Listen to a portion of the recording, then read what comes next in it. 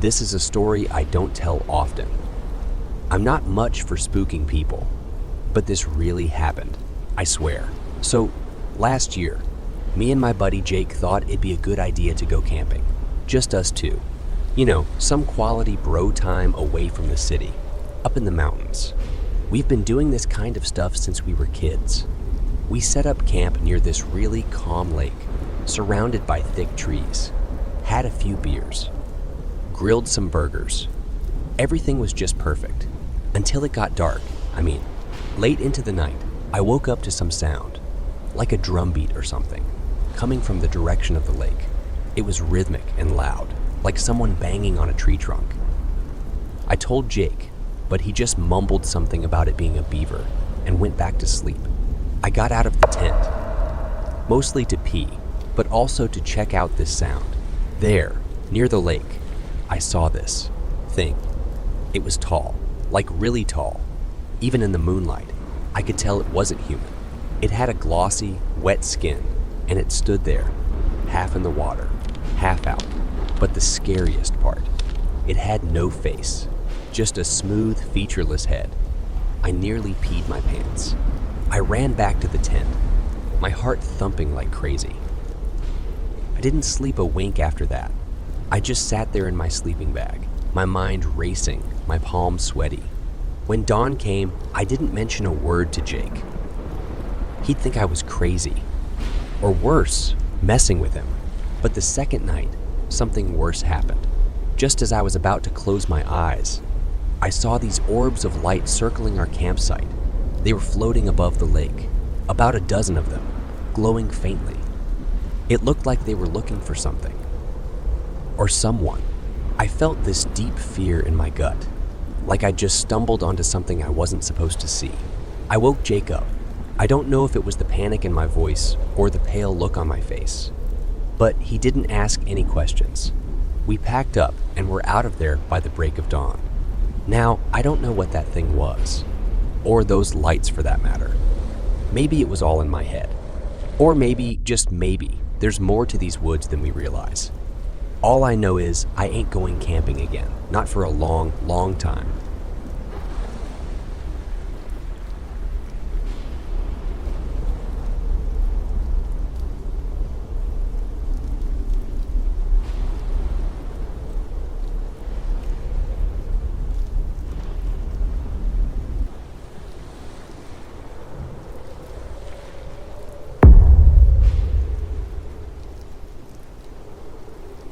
You know, I wasn't always scared of camping.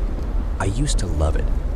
Actually, the freedom, the connection to nature, the camaraderie. But that all changed after one trip. I promise you, every word of this is true. So it was me and my two college buddies, Kevin and James. We had the tradition of going camping once a year, in this secluded spot up in the mountains.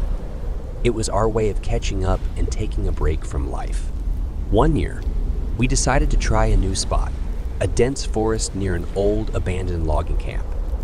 We thought it would be fun to explore the abandoned buildings, maybe scare ourselves a little, but we didn't know what we were walking into.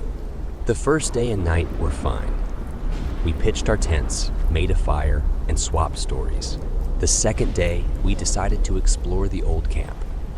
There was an eerie stillness in the air, as if time had stopped. The buildings were overgrown with vegetation, the machinery rusty and forgotten. Inside the main cabin, we found this old logbook. It was filled with entries from the loggers, normal stuff mostly, but the last few pages were different. They spoke of a presence in the forest, of loggers going missing, of strange noises at night. The last entry simply read, "We are not alone." We laughed it off, saying the loggers must have had quite the imagination. We headed back to our camp. But something felt off. That night, as we sat by the fire, we heard this low humming sound echoing through the trees. It was unlike anything I'd heard before. It was deep and resonant, almost hypnotic. We joked about it, attributing it to some animal or the wind. But as the night wore on, the sound seemed to grow louder and closer. Then, out of nowhere, Kevin just stood up and walked into the forest. We thought he was messing with us and went after him. In the pitch dark, we found Kevin standing in a clearing, staring up at the sky, unresponsive. And then we saw it. This massive, dark figure standing on the other side of the clearing. It was tall and shadowy, almost blending with the night. But its eyes glowed a fierce red. I've never been more scared in my life. We grabbed Kevin, who seemed in a trance, and sprinted back to our camp. We grabbed our stuff and bolted out of there, not stopping until we reached our car. The next day, Kevin didn't remember a thing. He thought we were playing a prank on him. But James and I know what we saw, what we experienced. It wasn't a bear or a person. It was something else. Something that belonged to that forest. I still love the outdoors, but I've never gone camping again. Some things, once seen, stay with you forever. And trust me, some places are better left alone. That's one camping trip I wish we'd never taken.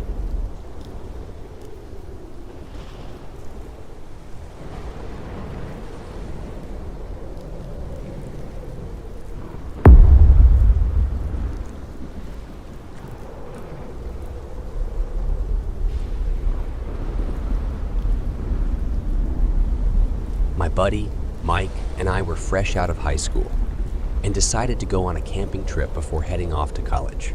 We chose a spot deep in the wilderness, a few hours' drive away from our small town.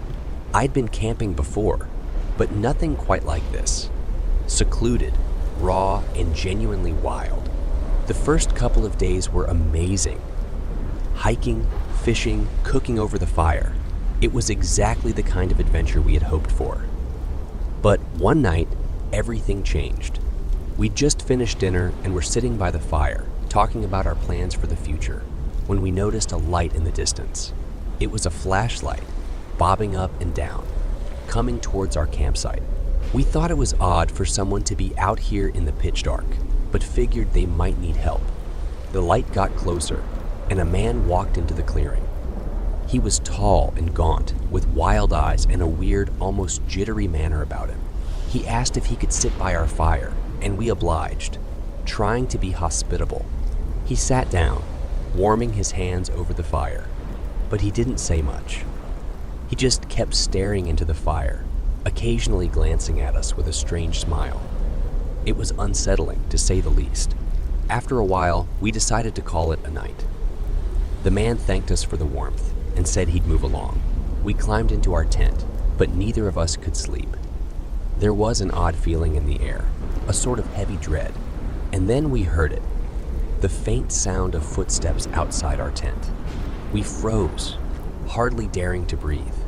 Suddenly, a hand pressed against the tent fabric, slowly running along it. We bolted out of the tent, shouting at the stranger, but found no one, just footprints in the dirt leading into the woods. Needless to say, we didn't sleep that night. At the crack of dawn, we packed up and left. We never saw the man again, and I hope we never do. Was he a wanderer? A hermit? I don't know. But I do know that was the creepiest encounter I've ever had. After that, my camping trips are strictly to well-populated sites. So, that's my scary camping story. Sounds made up. I know. But I swear it happened. Some things you just can't forget, no matter how much you want to.